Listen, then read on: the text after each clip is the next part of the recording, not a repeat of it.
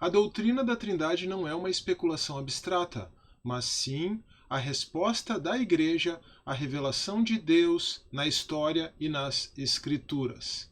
Olá, eu sou o professor Carlos Xavier, este aqui é o Theodidatas e esta é mais uma indicação literária do Theodidatas, tanto no YouTube quanto no seu agregador de podcast favorito. Sim, o Theodidatas agora tem um podcast e eu vou deixar o link para a página do Anchor, para a página do Theodidatas no Anchor, na descrição deste vídeo no YouTube. Convido você a seguir o Theodidatas também em podcast.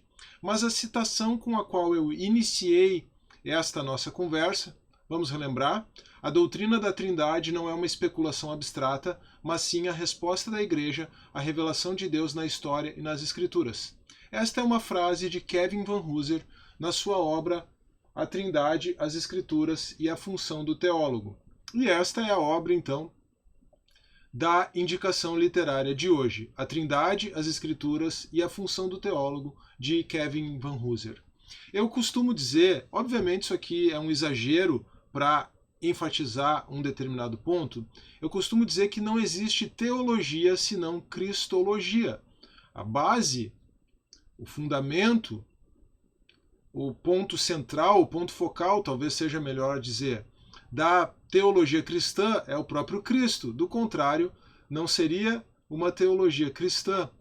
Cristo como o ponto culminante do processo de autorrevelação de Deus na história é aquela pessoa de quem toda a teologia cristã depende.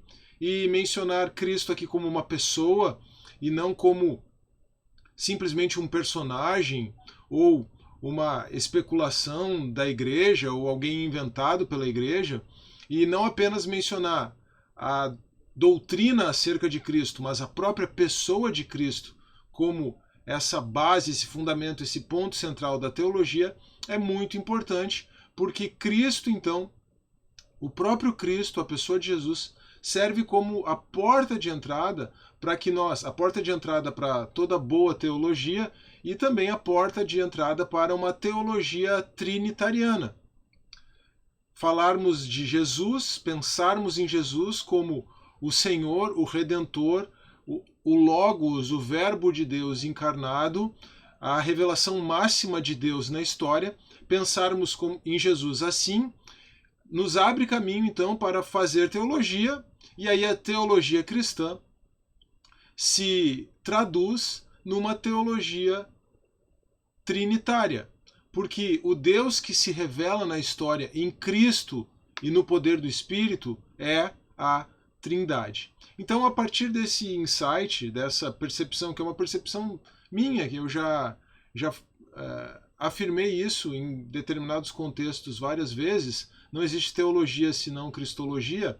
Aí, entrando um pouco mais no pensamento do Van Hooser, nós podemos perceber que a doutrina da Trindade não pode ser um apêndice na teontologia, no estudo acerca do ser de Deus. Assim como Cristo é a porta de entrada para a nossa compreensão teológica, porque ele é o ponto culminante da revelação de Deus, ele é a revelação de Deus, poderíamos dizer assim. Assim também, a Trindade, ela deve ser, a doutrina da Trindade, deve ser a porta de entrada para a nossa consideração do ser de Deus. Ou seja, nós não devemos, ou não deveríamos, ao menos, começar considerando aquele ser metafisicamente necessário, o Deus metafísico dos filósofos e da teologia natural, embora essa consideração também tenha o seu valor, mas nós deveríamos iniciar a nossa compreensão acerca do ser de Deus exatamente pelo Deus triuno, ou trino e uno, como Van Hooser gosta de colocar, pelo Deus trino e uno, que se revela em Cristo no poder do Espírito e assim nos deixou, pelo poder do seu Espírito, nos deixou as Escrituras como sua mensagem, como sua palavra escrita. Por isso, então, a teologia cristã é uma teologia trinitária, ou seja, não se trata de qualquer discurso acerca de Deus, nem de qualquer discurso acerca de qualquer Deus, mas de um discurso acerca do Deus Trino que se revela por meio de Cristo e das Escrituras. Bom, com essas ideias bem fixadas, nós podemos compreender um pouco a estrutura desse livro. Na verdade, foi uma coletânea de 3 artigos que a Vida Nova organizou por ocasião da participação do próprio Van Hooser num congresso no Brasil em 2016, se eu não me engano. Mas o que nós temos então é um primeiro capítulo, um primeiro artigo tratando da consideração do ser de Deus, tratando de teontologia, e aí afirmando essa imprescindibilidade, essa necessidade de que nós olhemos para Deus com os óculos da Trindade, a partir da perspectiva da Trindade, do Deus que se revela, e a partir daí, num segundo momento, o segundo passo, o segundo artigo, o segundo capítulo, é olharmos para as Escrituras como a revelação escrita desse Deus trinitário. E essa concepção trinitária de Deus aplicada às Escrituras é muito importante, inclusive, para que nós possamos compreender a questão também muito relevante do ponto de vista da teologia cristã, da própria autoridade das Escrituras. E por último, então, o terceiro capítulo, o terceiro artigo, trata da função do próprio teólogo.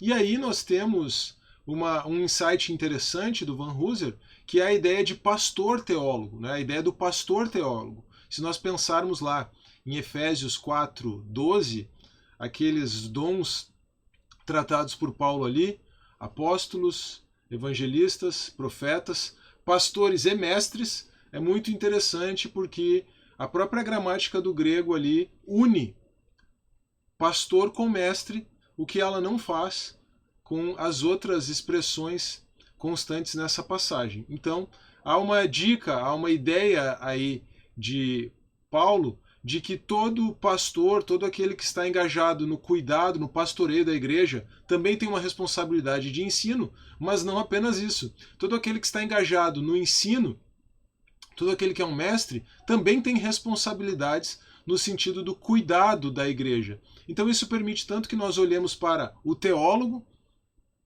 com um olhar pastoral, quanto para que permite também que nós olhemos para o pastor com um olhar de um mestre, e a necessidade então dessa capacitação doutrinária, acima de qualquer coisa, do pastor, para que a sã doutrina seja pregada e vivida na comunidade de fé, na igreja. Então é muito interessante a forma como a própria estrutura e a argumentação do livro é construída. Nós podemos lembrar de uma imagem usada pelos pais gregos, pelos pais orientais, melhor dizendo, se eu não me engano, isso é dos pais capadócios, lá da patrística oriental, que é a pericorese, vislumbrando uma dança de crianças, uma dança em que há um entrelaçamento de braços ali, uma dança em roda. Se eu não me engano, essa ilustração é do João Damasceno, mas eu posso estar errado. Então, se propôs que as relações internas da Trindade funcionam como essa dança em redor. E aí vem o termo grego, o termo teológico que vem do grego, pericorese. Se a Trindade pode ser compreendida como uma dança, então nós também podemos ser compreendidos como incluídos nessa dança em razão da revelação da própria Trindade. E aí isso é importante quando nós pensamos em termos das Escrituras, da doutrina das Escrituras, mas também quando nós pensamos em termos de uma teologia pastoral, porque isso pressupõe, numa perspectiva trinitária, as ideias de inspiração das Escrituras, a necessidade de inspiração do Espírito Santo para que o autor das Escrituras produzisse as Escrituras, o autor humano, em conjunto com o autor divino, mas também isso aponta para a doutrina da iluminação, a necessidade de iluminação do Espírito Santo para que o leitor das Escrituras possa compreender as Escrituras. E não se trata apenas de um assentimento ou de uma compreensão intelectual, de uma compreensão racional. Trata-se de uma compreensão e de uma vivência, de uma experiência do coração. Então, é interessante porque nessa perspectiva trinitária, os aspectos intelectual e existencial estão integrados, quando nós nos aproximamos da própria Escritura numa perspectiva trinitária. Então, nós temos que a sã doutrina, a partir daí, a sã doutrina, aquela doutrina que é construída a partir da revelação, a partir das escrituras, e que deve ser ensinada pelo pastor teólogo, ao se engajar esse pastor teólogo na própria comunicação trinitária, essa sã doutrina, ela não é somente uma especulação teórica, mas uma compreensão, por um lado, e um relacionamento, por outro, que irradia os seus efeitos em todas as dimensões da vida da comunidade de fé. E isso inclui, então, como eu tenho mencionado, a função do teólogo ou do pastor teólogo. O Van Hooser, inclusive, claro, isso ele não faz nesta obra aqui de forma direta, ele faz isso em outra obra, mas menciona aqui. O Van Hooser, inclusive, apresenta a Trindade como solução para o problema ou para a questão da teologia primeira. A teologia primeira indaga quem vem primeiro, Deus ou as Escrituras. Claro que, numa perspectiva cronológica e até mesmo lógica, né, Deus vem primeiro. Mas como nós teríamos acesso a Deus se não fosse pela Escritura? E por isso, então, se coloca a questão da teologia primeira. E a solução trinitariana, ou trinitária, que o Van Hooser propõe para a questão da teologia primeira, é que a Bíblia é o ato comunicador de Deus. Então, sim, nós só temos acesso a Deus por meio das Escrituras, mas a própria Escritura é o ato comunicador de Deus. E aí, uma série de perguntas e respostas nos ajuda a avançar um pouquinho na solução proposta pelo Van Hooser para essa questão da teologia primeira. O que Deus comunica? Então, a Bíblia, como ato comunicador de Deus, vai nos levar primeiro a perguntar o que Deus comunica? E, na verdade, não é o que, mas quem? Porque Deus, por meio das Escrituras, comunica Cristo. E como ele comunica? No poder do Espírito Santo. E para quem ele comunica? Não só para os destinatários originais, mas para todos os que ouvem o Evangelho. Então aqui entra a questão da inspiração do autor humano, inspiração divina do autor humano, a necessidade de iluminação da plateia original, do público-alvo original, e a necessidade de iluminação de todos aqueles que recebem a comunicação do Evangelho. Então o que ou quem é comunicado? Cristo. Como é comunicado? No poder do Espírito Santo. Para quem é comunicado? Para todos os que têm contato com a mensagem, não apenas os destinatários originais. E para que, com que finalidade Deus comunica Cristo no poder do Espírito à comunidade de fé? Para formar Cristo em nós. Então, com essa perspectiva trinitária, fazendo com que nós mesmos estejamos engajados na dança da Trindade, toda a compreensão da autoridade, uma autoridade que é então funcional, toda a compreensão da autoridade das Escrituras recebe significado. E assim, diante disso, a gente transitou, né? Todas as considerações iniciais que eu fiz aqui trataram da doutrina da Trindade, a gente transitou da Trindade para as Escrituras, e agora nós podemos pensar, junto com o Van Hooser, de forma um pouco mais detida na função do teólogo.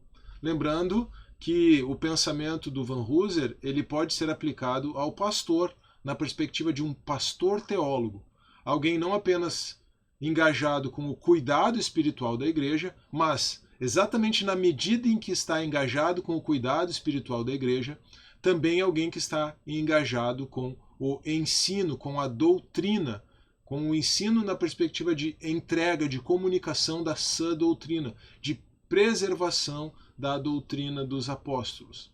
Então, a partir dessa perspectiva, o Van Hooser propõe 6 figuras, 6 metáforas para a compreensão do teólogo, que você pode aplicar, né, para o pastor. Essas 6 figuras, então, são, primeiro, o teólogo como um filósofo, porque ele está engajado em uma especulação acerca de proposições. A doutrina também tem um caráter proposicional. Mas não apenas isso. O teólogo, além de filósofo, é também um poeta, porque existe uma dimensão existencial, experimental. Existe a comunicação da palavra de Deus e da verdade de Deus aos nossos sentimentos enquanto criatura. Por isso essa analogia do pastor, do teólogo como poeta. E depois, num terceiro momento, eu já vou explicar por que eu estou fazendo essa divisão aqui de três, né? São 6 analogias, mas por que eu estou dividindo essas 3 primeiras. Num terceiro momento, podemos pensar no teólogo como um sociólogo, porque o trabalho dele, a análise dele e o resultado do trabalho dele também se volta para a comunidade de fé. Essas 3 primeiras analogias do Van Hooser, elas ressoam a análise que o George Lindbeck faz a respeito da doutrina. Doutrina como proposições, doutrina como expressão dos sentimentos religiosos e doutrina como expressão de uma comunidade de fé. Então nós temos o aspecto proposicional, o aspecto existencial e o aspecto comunitário da doutrina. A diferença é que o George Lindbeck, ele trabalha esses 3 aspectos, essas 3 dimensões, como se fossem coisas estanques. E elas não precisam ser consideradas estanques. O Van Hooser trabalha essas analogias do teólogo a partir da compreensão de que não se trata de dimensões estanques. E o Alistair McGrath, por exemplo, também trabalha isso no seu livro A Gênese da Doutrina, tá bom? Mas por isso que eu fiz essa divisão aqui. Depois nós temos o filósofo como hermeneuta, porque ele também está engajado na atividade de interpretação de textos, né, e da escritura como literatura. Então, nesse sentido, o teólogo, desculpe, também é um hermeneuta, mas aí entra a grande analogia do Van Hooser, a grande metáfora do Van Hooser, né, e essas 2 últimas são as metáforas que ele prefere.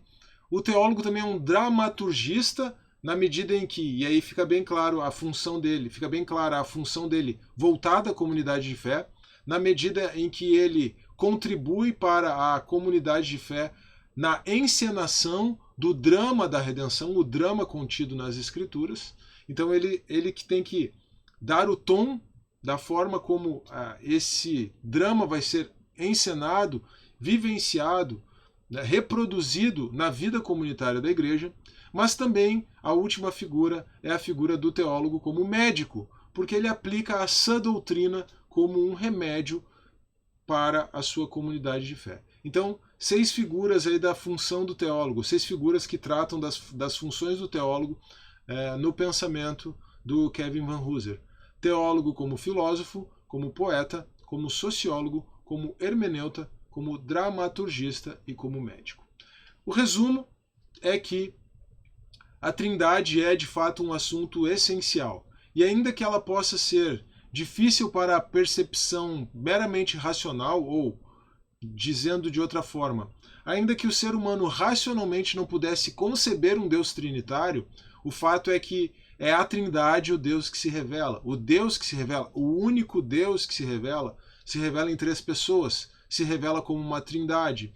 Então, quando nós pensamos na Trindade, nós pensamos na revelação de Deus, mas mais do que isso, nós pensamos no nosso relacionamento com Deus, porque o único Deus com o qual nós podemos nos relacionar é a Trindade. É o Pai que se revela no Filho pelo poder do Espírito e, nos unindo a si pelo Filho, nos concedendo o seu Espírito, estabelece, na verdade, um relacionamento conosco para formar a imagem do seu Filho em nós. Então, a maneira de nós realmente compreendermos e modelarmos a vida cristã é a partir de uma perspectiva trinitária. Espero que você tenha gostado desse conteúdo. Fica a indicação da leitura. O livro, inclusive, ele não é muito extenso, tá? Embora o assunto da Trindade seja um assunto bastante relevante e de muitos séculos de especulação teológica, uma especulação teológica que foi revigorada no século XX, é bom reforçar isso, mas embora seja um assunto bastante denso, é um assunto tratado num livro relativamente curto, de fácil leitura até, então fica a dica.